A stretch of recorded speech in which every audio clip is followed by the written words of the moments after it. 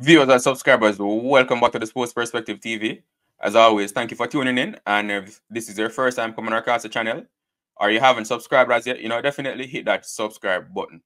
So in this video, we're going to be talking about the West Indies team and areas that they can improve on or improve in, heading into their remaining matches. I know we're still reveling in that impressive victory against Uganda. But it's a tournament, right? So we can't dwell on it too long because there are other matches coming up against more competitive opponents as well. So we're going to be looking at areas that they can improve and definitely share your thoughts as well as to where you think the team can improve going into those matches against Afghanistan and New Zealand. And also talking about what they have done well so far, right? So you must have done something well, to win the matches that we've won so far. So we're going to be looking at what the team has done well and where they can improve, but especially the improvements that can be made, considering the fact that the upcoming opponents are stronger teams than the teams that we've faced so far, right? So just stick around to the end of the video while we discuss all of these things, and definitely share your thoughts in the comment section as well as to what you think the team has done well and what areas they can improve in. So starting with what they have done well, definitely happy that the team, they have won their opening matches as we expected them to do. And as far as what they've done well, right? So in terms of the batting, in terms of the batting in the power play, they have scored runs in the power play so far. Right, so in the first match, they scored 52 runs in the power play, only losing 1 wicket in the first match.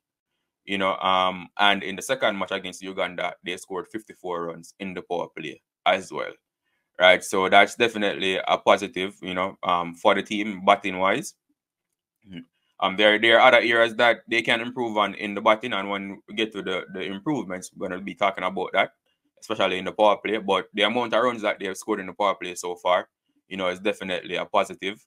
Also, from a batting standpoint, there have been contributions from various members of the batting lineup, right? So there isn't any dependency on any particular player. So in the first match, it was Brandon King, Nicholas Pooran, Roston Chase, and Andre Russell for the most part that contributed to the total that we scored.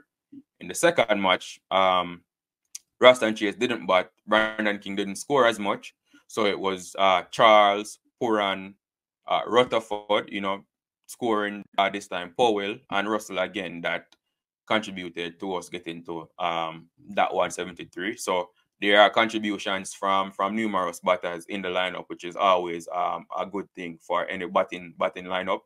It just shows that, like I said earlier, the team isn't dependent on any particular player, or it also means that if it's T20 cricket, right? So if a particular player doesn't score in a match on a particular day, there are other players that can step up to the plate and score the runs needed to ensure that the team gets to a good score. So that's a few positives for the team from a batting standpoint.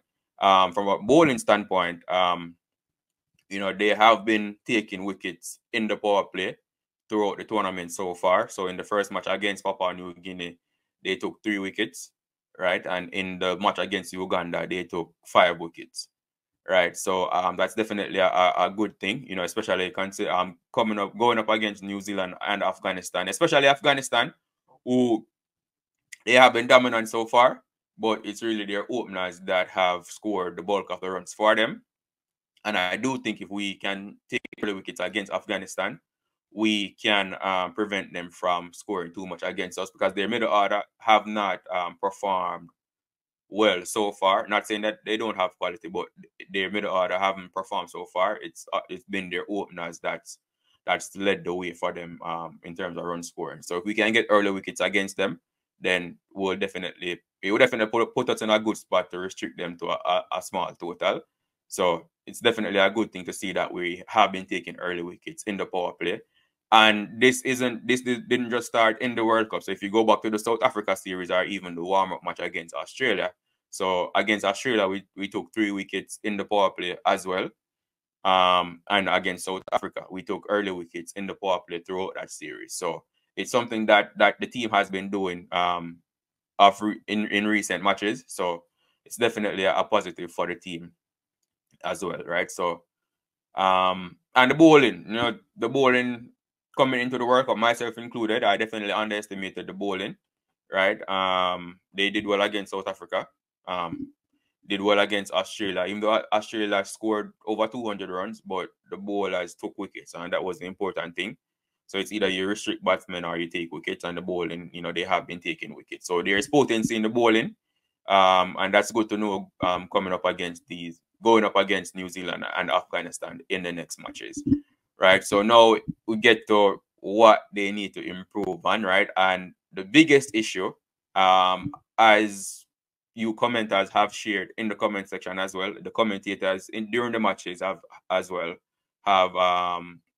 spoken about this issue, and it is the amount of dot balls that the team is facing in their innings, right? So their dot ball percentage is very high, and that's definitely an area that we need to improve in, especially coming up against stronger opponents, right? So in the first match against Papua New Guinea, the team faced over, I think, 54 dot balls in that run chase against Papua New Guinea. And again, in this match against Uganda, the team faced over 50 dot balls again, right? So that's definitely an area that the team needs to improve in. And if you analyze the matches in the World Cup so far, most of the dot balls have been faced by the top order. So the openers and Nicholas Pooran, they have faced most of the dot balls so far, right? So so if in the first match, the team faced 20 dot balls in the power play, right? And the only batters that have batted in the power play so far are the openers and Nicholas Pooran, because the team, they've only lost 1 wicket in the power play in both matches. So it's really Nicholas Pooran and the openers who have faced most of those dot balls. So they need to improve, do better at rotating the strike early in the power play, early in the innings, right? So even in the second match, Charles faced 42 balls for his 44. Again, I must commend him on getting the runs on the board, because that's the most important thing. But he faced 22 dot balls in his innings, right? Meaning that he made 44 runs from scoring off of just 20 balls, right? Nicholas Pooran, he made 20, I think it was 22 from 17. And in that innings, he faced 10 dot balls also, right? So majority of the balls that Nicholas Pooran faced in his innings were dot balls, right? So just goes to show that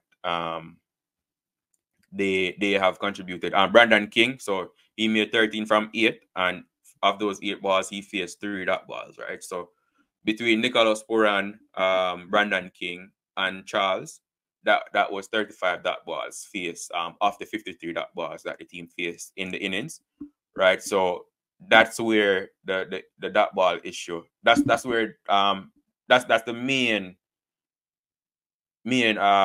era where the dot balls are being conceded, is at the top of the order. And they definitely need to make a conscious effort of rotating the strike and getting different batters on strike, so they don't consume that many dot balls, right? So Ravman Powell in his innings, right, he faced 5 dot balls. I think he made 23 from 18. And Rutherford faced 5 dot balls, making 22 from 16. So their dot ball percentage is definitely not as high as like I said, the openers and Nicholas Pooran. Andre Russell as well, he faced 5 dot balls in his 30 from 17. So again, not a high dot ball percentage as Nicholas Pooran and the openers, right? So if the team can reduce that dot ball count by let's say they bring it to, let's say, 30 or even 35, that's the difference between a 170 score and 200, right? So they, even let's say it's 20 singles, right? They reduce their dot ball count by 20, and they take 20 singles with those balls, right? That's an additional 20 runs, right? So which, if they did it in the match against Uganda, that would have been 190.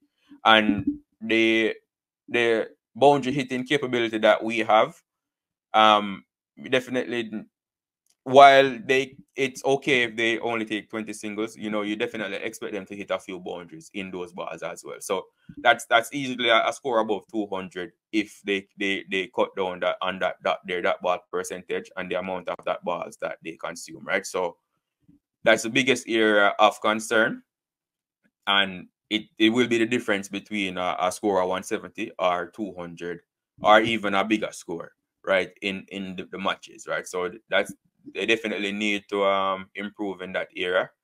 But even with consuming that many dot balls, right, it just goes to show of our boundary hitting capability, right? So even though the team consumed 16 dot balls in the power play against Uganda, they were still able to get to 52 runs in the power play, or 54 runs in the power play, right? And against Papua New Guinea as well, even though they consumed 20 dot balls, they were still able to get to 52 runs in the power play, right? So if we can reduce that dot ball count, you know, it will definitely it definitely bodes well for us and mean that our score or whatever total we put on the board, whether we are batting first or chasing, you know, it just increases our ability of getting a better score on the board.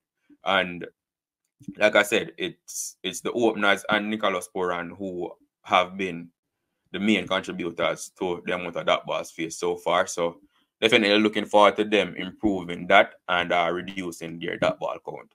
But like I said earlier, if you're not subscribed, that's all I have for you in this video. Definitely share your thoughts in the comment section and let me know what you think about what the team has done well so far and areas they can improve on, especially as it relates to their dot ball percentage in the innings. Thank you for tuning in, and I will see you in the next video.